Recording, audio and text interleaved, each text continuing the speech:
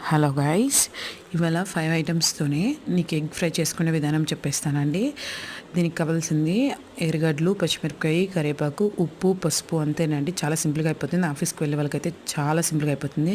First oil పెట్టేసి onions, పచ్చిమిరపకాయలు, కరివేపాకు అంతా మిక్స్ చేసేసి కొంచెం వేసేసినాక పసుపు, ఉప్పు వేసి లైట్గా వేయించుకొని వేసినామంటే చాలా ఈజీగా అయిపోతుంది, చాలా బిరిగ్గా అయిపోతుందండి. జస్ట్ 10 మినిట్స్లో అయిపోతుంది. మళ్ళీ కొంచెంసేపు వేగినాక గోల్డెన్ కలర్ వచ్చినాక ఇప్పుడు ఎగ్స్ కొట్టేసేసేయండి.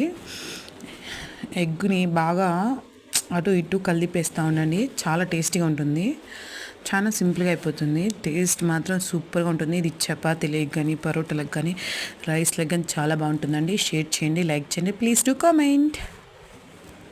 నేనైతే పరోటాలో తిన్నాను, చాలా టేస్టీగా ఉంది తెలుసా.